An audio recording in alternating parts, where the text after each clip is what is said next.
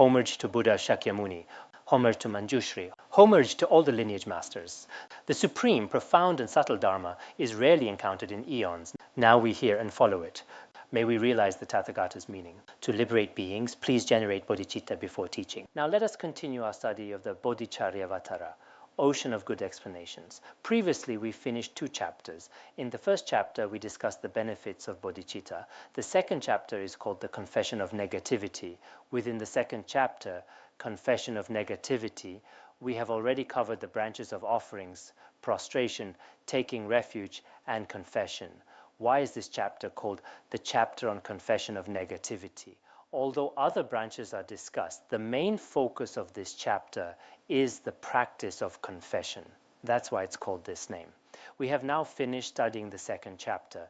Now we are going to learn about the practice of taking hold of bodhicitta. In the section of taking hold of bodhicitta, we first learn the preliminary practice. This preliminary practice contains the 8 branches, including the branch of taking refuge. Previously, the 8 branches were also referred to as the 7 branches. Among the 7 branches, we have explained 4 branches already. Today, we will be discussing the branch of rejoicing. This chapter mainly teaches the practice of taking hold of bodhicitta. What it means to take hold of bodhicitta. It means that after we have completed the preliminaries, we proceed to actually take up aspirational and engaged bodhicitta. Now, regarding the practice of rejoicing, we have already introduced it when studying some other treatises earlier. Rejoicing means having no jealousy and feeling genuine joy from the depths of the heart when others perform virtuous deeds. It is a heartfelt joy. This is what we call the mind of rejoicing. So whenever we see others doing good deeds, we should give rise to a joyful mind. This is how we should understand rejoicing, according to the explanation in the Abhidharma Kosha. In fact, rejoicing is considered extremely important in Mahayana treatises. For example, when studying the ornament of clear realization, in the second chapter, it discusses the 3 types of training on the path of cultivation. These are the aspiration of the path of cultivation, dedication on the path of cultivation, and rejoicing on the path of cultivation. First, when virtue that has not yet arisen is generated, this is called the aspiration of the path of cultivation. Then, when virtue that has arisen is not lost, this is called dedication on the path of cultivation. And when virtue that is not lost continues to increase, this is called rejoicing on the path of cultivation. Generally speaking, one should have all 3 types of training on the path of cultivation, from the path of accumulation all the way to the end of the 10 bhumis. We can refer to the relevant part when we study the ornament of clear realization. For bodhisattvas, a virtuous mind should always be accompanied by rejoicing. So rejoicing is always emphasized in Mahayana Buddhism. It is said to possess immeasurable merit. In the past, Karmachakme Rinpoche also explained this in the aspiration to be reborn in the pure realm of Sukhavati.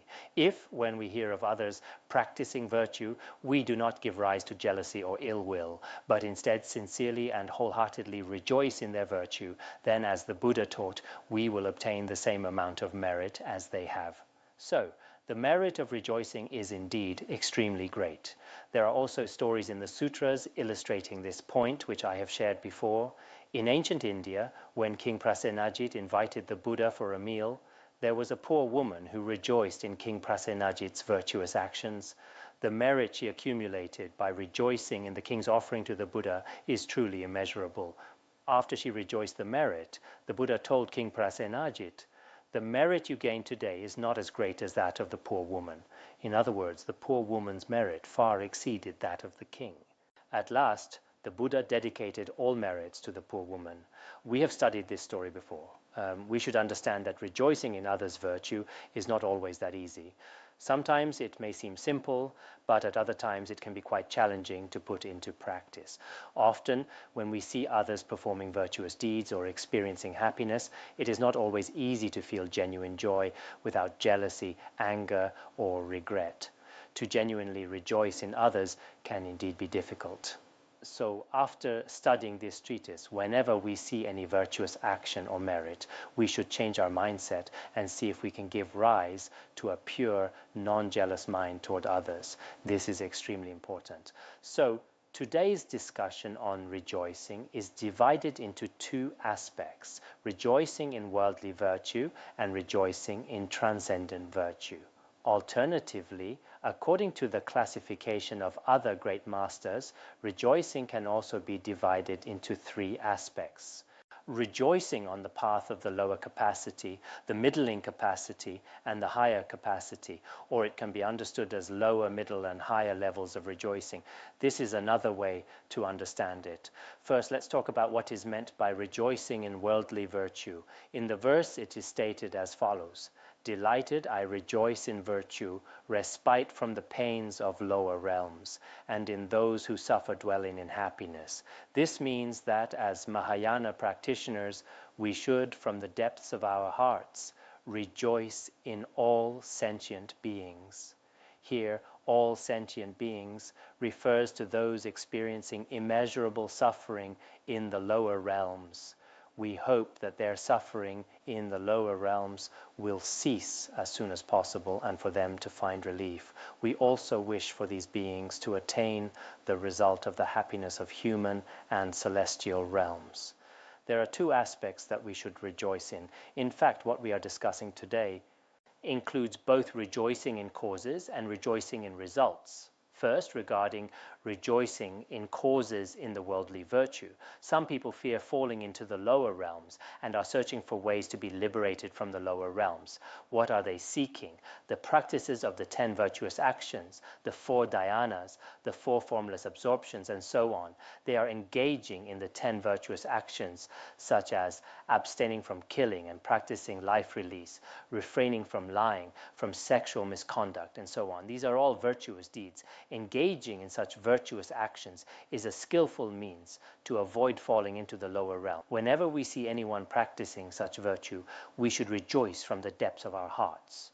Or, if others have already performed these 10 virtuous actions in the past, or have accomplished the 4 dhyanas, the 4 formless absorptions, or the 4 immeasurables. With these virtues, they will not fall into the lower realms when this life ends. They will not be reborn in hell, or a hungry ghost, or as an animal. Instead, they will attain a human body, or be reborn in the celestial realms, or as an asura. So when we see others enjoying the happiness of human and celestial realms, we should rejoice in them. This is what is meant here by rejoicing in worldly virtue. Rejoicing in worldly virtue is something we often encounter in daily life. For example, today we might see that someone has become wealthy, or someone has gained a high position, or someone has made a lot of money today, and so on. When we see others truly enjoying worldly happiness, if we can rejoice in them without any jealousy in our hearts, this is rejoicing in worldly virtue. In daily life, there are also people who seek happiness and good fortune. There is nothing wrong with seeking good fortune.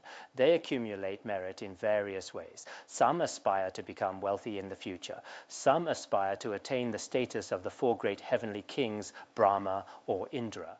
When they make such aspirations, if we see others creating such virtue, we are rejoicing in their causes. If someone attains these positions or results, then we should rejoice in the result they have achieved. In daily life, we may see someone driving a luxury car, or someone who has bought a new house, and when they move in, we should first rejoice for them. It's not just about saying, "I rejoice" on the surface, while inwardly we think, "How nice it would be if I had such a car," or "Their house is so great, I wish I had it." As ordinary people, we have this tendency. When we see others enjoying good fortune, we tend to imagine ourselves as the ones who have gained it. This is not a good habit. Not long ago, a wealthy businessman told me he made over 100 million yuan in a year. And then I thought to myself, if only he could invest 10 million in building our academy, how wonderful that would be. Then I immediately shifted my mind, although my intention wasn't for my personal gain, but for the benefit of the Institute. But still, it was for mine. So I immediately corrected my thought. This is not a good habit. We should truly rejoice in others' merit. So what does it mean to rejoice? It means a heartfelt and sincere wish that others may gain even more, or that they may obtain even greater happiness. There was once a Dharma teacher in our academy.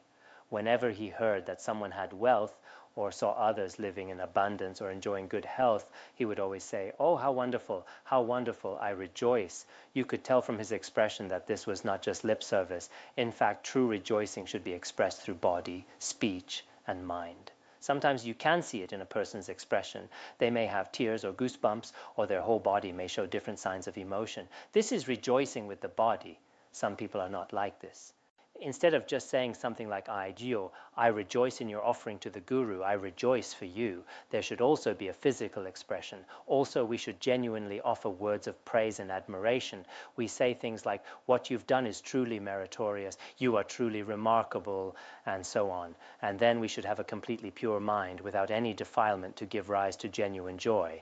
This is what true rejoicing means. So when we rejoice, it should be complete in body, speech, and mind. Sometimes the body is involved, sometimes the speech, sometimes the mind. It can happen in different ways. So when we rejoice, we should reflect on whether we are truly rejoicing. Especially, we often see people enjoying worldly happiness or performing acts of worldly merit. At such times, we must truly rejoice from the heart, without any trace of selfishness or self-interest. No thoughts of I or mine should be mixed in. It should be a mindset of pure rejoicing. We should give rise to this virtuous conceptual thought. I think for some of us here, whether we are traveling somewhere, living in a monastery, or doing anything outside, as long as we hear that someone has a good reputation or is experiencing happiness, if we immediately feel rejoicing in our heart when they attain happiness, this is what we call rejoicing in worldly virtue. On the other hand, sometimes when others commit negative actions, we should not feel any sense of rejoicing in our hearts. If we do give rise to such a mind of rejoicing, then we will also incur the same fault ourselves. For example, recently some people said, "Oh, it's great that there was an earthquake in Japan because of past grievances with China." Or some people say, "It's wonderful that Afghanistan is experiencing such disasters." Even some Buddhists say things like this, either in their hearts or out loud. But for a Mahayana Buddhist, this is not appropriate. If someone kills another person and we sincerely rejoice in that, then we also share a significant portion of the negative karma of killing. So we should only rejoice in all virtuous actions and never in any non-virtue. If we rejoice in non-virtue, we will also incur some of the same faults. Moreover, the object of our rejoicing makes a big difference. For example, if we rejoice in the virtue of the Buddhas and Bodhisattvas, we will obtain a significant portion of their merit, though not all of it. When we rejoice in those superior to us, we gain a portion of their merit. If we sincerely rejoice in those equal to us, we gain the same amount of merit. If we rejoice in those inferior to us, we may even surpass their merit. His Holiness also explained this. When we rejoice in the virtue of Avalokiteshvara or Manjushri, can we, as ordinary beings, actually gain the same merit as Manjushri or Avalokiteshvara? That's not possible because we are ordinary beings. If an ordinary person rejoices in Manjushri's virtue, the merit Manjushri accumulates in a single instant by benefiting beings is not something we can attain as ordinary beings. But if we rejoice in someone equal to us doing good, we should receive the same amount of merit as they do. Or if I have generated bodhicitta and someone of lesser capacity performs virtue for worldly aims, such as building a stupa or doing other good deeds, and I rejoice in their actions, then I surpass their merit because my rejoicing is supported by bodhicitta. So I can even surpass their virtue. This is why the poor woman was able to surpass King Prasenajit in merit in the story we mentioned earlier. Some people say, as an ordinary person, I just rejoice in Buddha Shakyamuni every day, so my merit is exactly the same as Buddha Shakyamuni's. But that's not necessarily the case. There is actually a lot of debate about the topic of rejoicing. I heard that a couple of years ago there was an elderly woman who circumambulated the Guhyagarbha mandala every day. A young lay practitioner asked her, "How many times have you circumambulated?" She replied, "I won't tell you. If I tell you, you'll rejoice in me. And if you rejoice, all my merit will be gone." But that's not necessarily true. Merit cannot be taken away because someone else rejoices. It doesn't always work that way. But in any case, when we talk about the merit of rejoicing, we should analyze it carefully. Some people may have other doubts about rejoicing. When we were in Shenzhen, some lay practitioners raised a question. How about I just rejoice in others' life release every day without spending a single cent? As long as I rejoice, even if others release over 1 million lives, I get the same merit. But that's not exactly how it works. If we haven't done any virtuous actions ourselves and only rejoice, it's hard to say whether we have the capacity to truly rejoice. For example, if we were only to rejoice without doing anything ourselves, then it's hard to say whether we have the pure mindset for rejoicing. So the idea that rejoicing brings the same merit does have some boundaries. And when we personally perform virtuous actions, the merit we gain is certainly supreme. So when the Buddha taught about rejoicing brings about equal merit, we should analyze the circumstances carefully. In what situations do we gain equal merit? In what situations do we surpass the merit of the object? And in what situations do we only gain a portion of the merit? So when the Buddha said that rejoicing brings equal merit, I think we should analyze these questions carefully. So what we just discussed was the merit of rejoicing in worldly virtue. The second topic is rejoicing in transcendent virtue. Transcendent virtue can be divided into two aspects. One is rejoicing in the virtue of the path of the middling capacity, and the other is the higher capacity. Or we can say we have discussed virtue tending to happiness, and now we are on virtue tending to liberation. The part can be explained in two ways: the virtue of attaining liberation, such as the virtue of Shravaka Arhats, and the virtue of attaining the Bodhisattva path. The second aspect is explained as follows: I celebrate the virtues gathered that cause enlightenment. I rejoice in beings' emancipation from the suffering of samsara. This means that we should rejoice. The objects of our rejoicing include both causes and results. First, rejoicing in causes means that we should joyfully rejoice in the virtuous actions that lead to the fruition of arhathood in this world, or the virtuous actions that lead to the fruition of pratyeka Buddha. This is called rejoicing in causes. If in the world, when someone attains the fruition of pratyeka Buddha or arhathood, and we rejoice in their attainment, this is called rejoicing in results. So we need to understand this kind of rejoicing. For Shravaka practitioners, all of samsara is seen as a pit of fire. First, they have a strong sense of renunciation toward all of samsara. After developing renunciation, they uphold the pure pratimoksha vows. Then they realize the view of selflessness of the individual. For pratyeka Buddhas, there is also some realization of the selflessness of phenomena. They then practice the Four Noble Truths, the 12 links of dependent origination, and so on. Finally, they attain their own fruition. So if we see others practicing the 12 links of dependent origination, or realizing the Four Noble Truths, or upholding the pure pratimoksha vows, we should take them as our object of rejoicing and give rise to great joy. This is rejoicing in the causes on the path of the middling capacity. If in this world we see someone attaining arhathood, or the fruition of pratyeka Buddha, just as in the time of the Buddha, as recorded in many stories, that many of the Buddha's disciples would immediately attain arhathood. This happened quite frequently. If we take them as our object, for example, if one of the Buddha's disciples attained the fruition of once returner, non-returner, or arhathood, we should feel great joy in our hearts. This is rejoicing in the results. So, regardless of the situation, even in our world today, it is still like this, although it is not so common now to see people attaining arhathood or the fruition of pratyeka Buddha, since the time of Buddha Shakyamuni's fruition has passed. However, even now, there are still many practitioners who strive for personal liberation. Whether practicing Vajrayana or Sutrayana, there are many practitioners who seek liberation from samsara. We should be aware that there are quite a few such practitioners nowadays. We should take them as our object and give rise to joy for them. This is the mind of rejoicing in both the causes and results on the path of the middling capacity. So in daily life, whenever we see Theravada practitioners in places like Sri Lanka or Thailand, they go on alms rounds and uphold the pratimoksha vows and display very dignified deportment. At such times, we should give rise to joy from our hearts. Or in Tibetan Buddhism or Han Buddhism, many monastics and lay practitioners observe not eating after noon, or take the 8 one-day precepts, or the bhikshu and bhikshuni vows. These are all actions that lead to the fruition of the Hinayana path. We should rejoice in their merit. So this is very important in our daily lives. When we see others doing good deeds, we should give rise to joy in our hearts. Not only when they uphold the pratimoksha vows, but also when they truly help others, help the poor, or do meaningful things for their teachers or for sentient beings. We should sincerely rejoice from the depths of our hearts. But nowadays, many people don't do this. For example, when two people serve their teacher, they may become unhappy with each other. They might say, fine, you do it, or I'll do it. And when they say they rejoice, it may not be genuine. After some time, it turns out it wasn't genuine rejoicing. Not long ago, I met some people who said, Master, I truly rejoice that others are serving you. I really rejoice for them. At the time, I really thought they were rejoicing.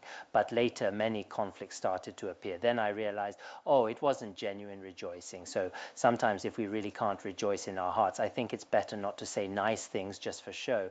Otherwise, we'll end up deceiving others. There's no need to do this. So whether it's for your teacher or for the three jewels, when we rejoice, it's very important that it comes from the heart. So nowadays, if we see arhats or see someone attaining the fruition of Pratyeka Buddha, it is not clear whether such beings exist in our time.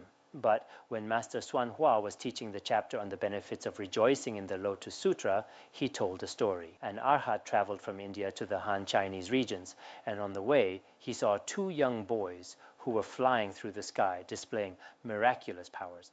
At that time, the arhat also displayed miraculous powers, causing them to stop in midair and asked them where they were going.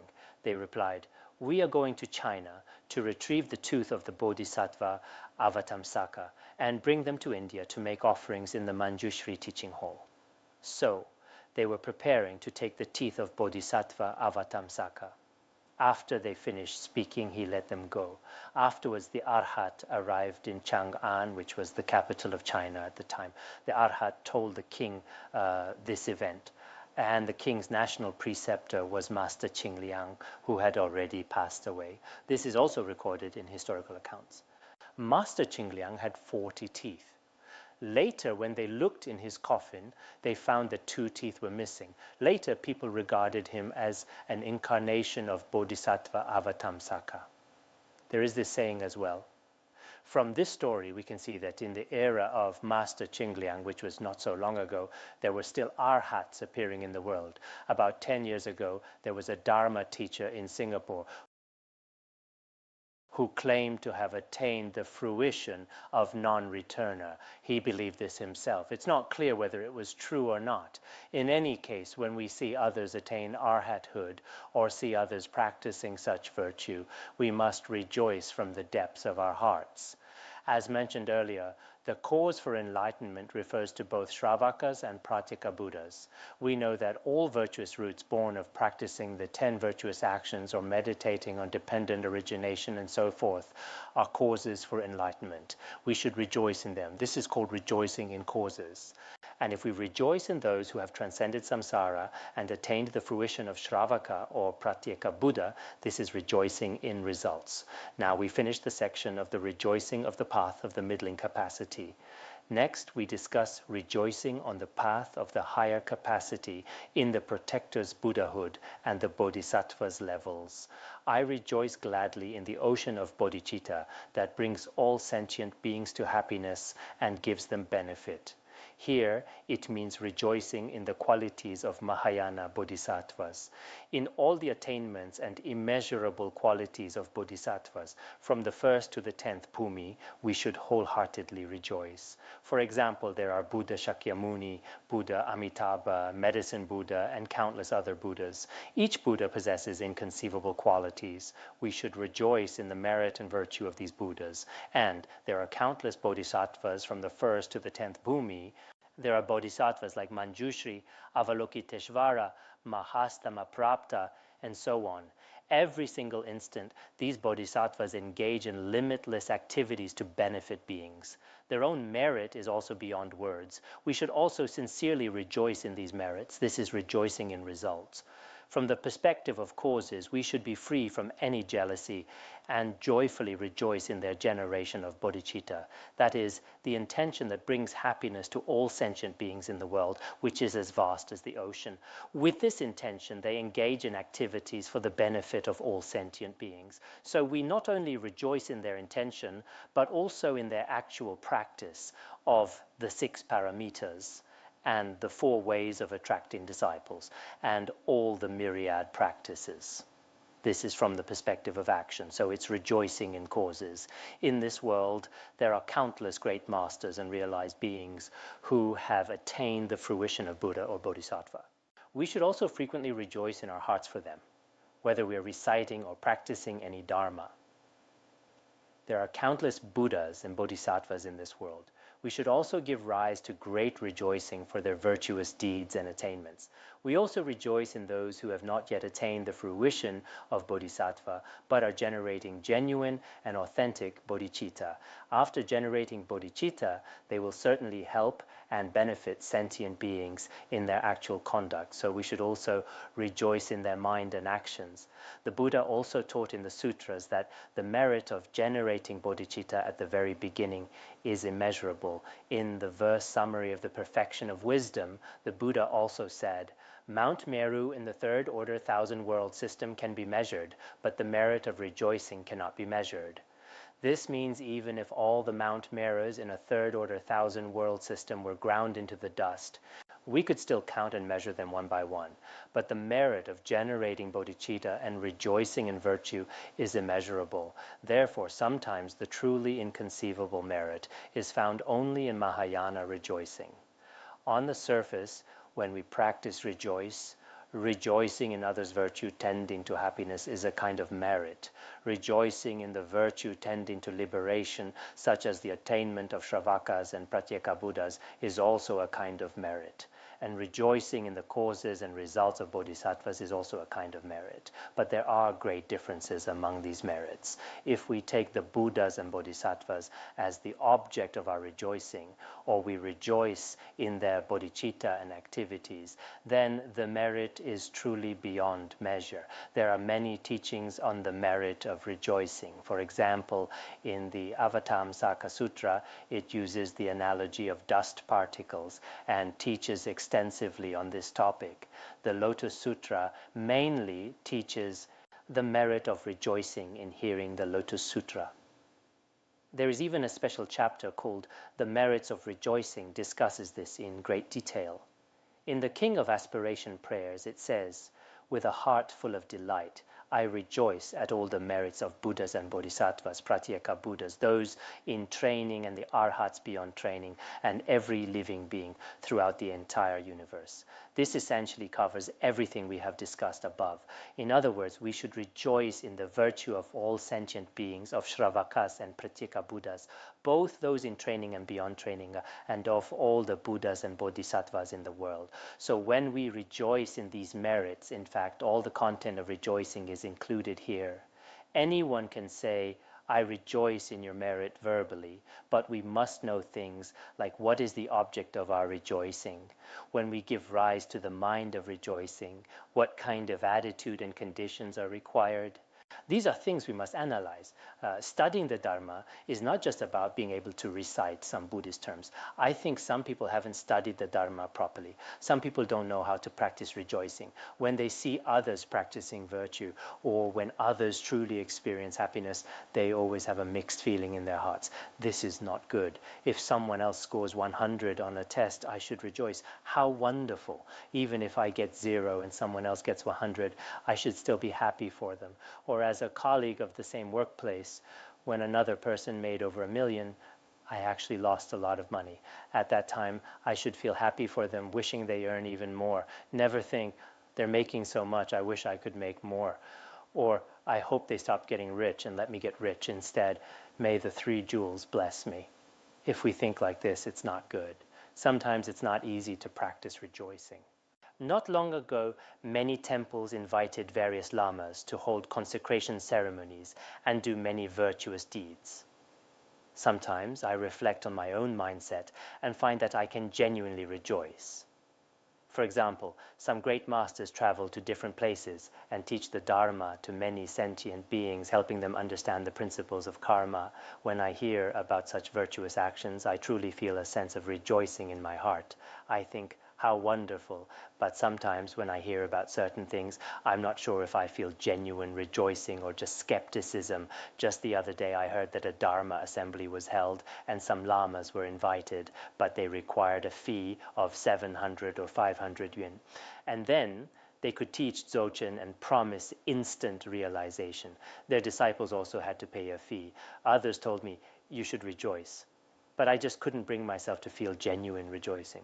I thought if realization could be bought with money, then the world's wealthy people would attain realization very quickly. For some, a few hundred yuan is not easy to come by, and whether this benefits or harms the Dharma is hard to say. In our academy, we have followers of the Dharma and also followers of faith. Followers of faith are easily influenced when they hear something amazing. They follow right away without investigation and examination. Some people use their own wisdom to examine and only follow if it is truly in accordance with the Dharma. Perhaps my own wisdom is limited, so I cannot rejoice. But sometimes, when I see others embodying certain qualities, I really feel they are truly remarkable, and I feel a sense of joyful admiration in my heart. Sometimes I do feel this way. In any case, whether in Tibetan or Chinese Buddhism, as Dharma practitioners, we should take responsibility for the Buddhism. Those who teach the Dharma should not do so for personal gain or fame. Many lamas today already have many things, such as wealth or fame. They already have it all, so they should act responsible toward the Buddhism. To anyone, the law of cause and effect is very fair. No matter how great or extraordinary you are, you should take responsibility for karma. I think this is extremely important. Especially for us practitioners, we should reflect, are our actions truly meaningful for sentient beings? Is what we do meaningful for the Dharma and for ourselves? If we do things that are meaningless, even if some people praise and rejoice in us, it is uncertain whether there is any real merit. If there's no merit, then others' rejoicing is of no use. It's like hearing water in a mountain stream and saying, oh, the sound of this water is so loud, I rejoice in its merit. Is this really merit or not? It's hard to say, so everyone should reflect on their own actions. We have now finished discussing the merit of rejoicing.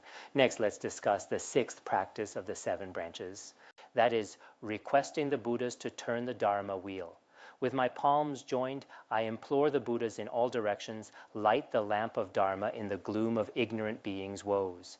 Here it says that I, before all the Buddhas and Bodhisattvas in the 10 directions, I join my palms respectfully and make this request. What are we requesting? In this world, there are so many pitiful sentient beings who are shrouded in the darkness of ignorance and afflictive emotions. They are bound and tied by the ropes of karma and afflictions, constantly fettered and constrained. They remain trapped in the terrifying abyss of samsara. Without the light of Dharma's guidance, they never have the opportunity to attain liberation from samsara. They simply don't have this chance. Right before our eyes, we see countless sentient beings lacking the Dharma, lacking spiritual teachers, and lacking true noble ones who turn the Dharma wheel.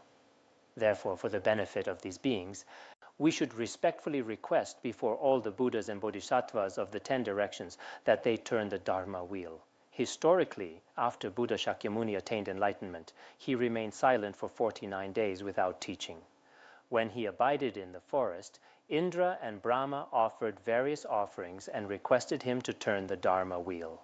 After that, Buddha Shakyamuni turned the wheel of the 4 Noble Truths at Sarnath in India and began to teach the 84,000 Dharma doors. Since then, this has become a unique tradition in Buddhist history. When spiritual teacher developed a sense of dispassion towards some disciples, or when a lama's activities are complete in this life, they may stop teaching.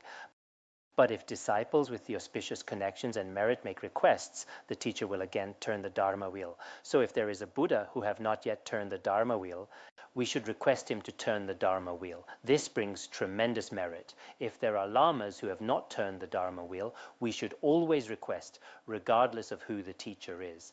If a lama seems to have lost interest in teaching sentient beings, it is very necessary to request them to turn the Dharma wheel. This is also true from a worldly perspective. If the students show no interest and do not request, the teacher may not teach at all. The same principle applies in the Dharma. If a Lama prints some Dharma text and says, "Come, I'll give you the supreme Dharma teaching today," but many disciples do not value the teaching, it loses its preciousness.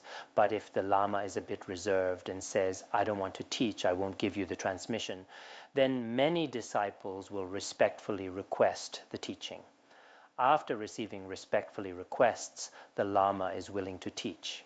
This is a common occurrence in the world. Therefore, in the future, wherever we are, if we encounter a genuine spiritual teacher who is not teaching, we must request them to turn the Dharma wheel. This is very important. Khenpo Kunpal also said in his commentary, if you request great masters with the qualities to turn the Dharma wheel, then in all your future lives, you will encounter the light of the true Dharma. And in all your future lives, you will not fall into the darkness of wrong views. So this brings tremendous merit. Even before some senior spiritual teachers, it is very important to request the turning of the Dharma wheel. In our monastery, there was an elderly Khenpo, nearly 80 years old. At that time, we requested him to give a teaching. During the teaching, everyone developed great faith. Even though he was nearly 80 years old, he remembered all the scriptural and logical proofs and the pith instructions from previous masters, all very clearly. Later, some people asked, "Master, you teach so well, why don't you teach others before?" He replied, "No one asked me to teach, so I felt embarrassed, and I didn't teach." We feel this is a real pity. Nowadays, sentient beings are so lacking in Dharma, but some spiritual teachers just stay there and no one requests the turning of the Dharma wheel. What a pity. So, in the future, if we have the ability to turn the Dharma wheel for others, we should do so. I heard that when one of our Dharma friends visited another place, the first thing he did was call and say, "Should I teach you the 37 practices of a Bodhisattva?" Others replied, "What is the 37 practices of a Bodhisattva? You'll know when you hear it. Should I teach it to you?" Maybe people didn't accept, or something else happened. It's not clear. There are such stories. In the future, if you say, "Should I give you a teaching?" if you approach it this way, probably no one will want to listen. So you might say, "I won't teach. Even though I have many teachings, I don't want to teach them." Then many people will come with katas and insist, "Please teach us. Your pith instructions are so precious." In any case, in the future, whenever you're in front of a spiritual teacher with the qualities of the Dharma, you should request them to turn the Dharma wheel. This is the 6th point. The 7th point is about requesting the Buddhas not to pass into parinirvana. Joining my palms, I beseech the victors who wish to pass to nirvana. Don't leave these wanderers in blindness. Stay for countless aeons. This means that if the Buddha is about to display parinirvana, when he sees that the merit of sentient beings is exhausted, at such a moment, if we are present, we should join our palms and respectfully request that the Buddha not pass into parinirvana, but remain in the world for a long time and not abandon the countless pitiful and deluded sentient beings in this world. We should pray that the Buddha will save and liberate them. This is how we should think. Historically, when the Buddha was about to display parinirvana, according to some historical accounts, Kunda made prayers before the Buddha. The Buddha did not display parinirvana for 3 months. Some say it was 4 months. Similarly, in the biographies of some great masters, we can see this as well. His Holiness also spoke about this. He said that when he was about 67 years old, according to the prophecies of some Tertuns, his life was supposed to end at 66 or 67, the same age as Mipham Rinpoche, and he would display parinirvana. But because many Sangha members repeatedly prayed, he said he remained in this world by means of this illusory body. For many years after that, he did not display parinirvana. That was due to everyone's prayers, which were truly necessary. So when we see a spiritual teacher approaching parinirvana or about to pass away, we should always supplicate for their long life in advance. But we should be mindful of the occasion. If a Lama is just a little unwell, has a cold or a headache, a group of disciples immediately start reciting the Buddha Amitayus mantra or the Longevity Sutra. "Oh, Lama, please don't die." I think that's not really necessary. If a lama just has a slight cold or feels a bit unwell, it doesn't mean they're about to die. So we should use our discernment when making supplications. All right, let's stop here for today.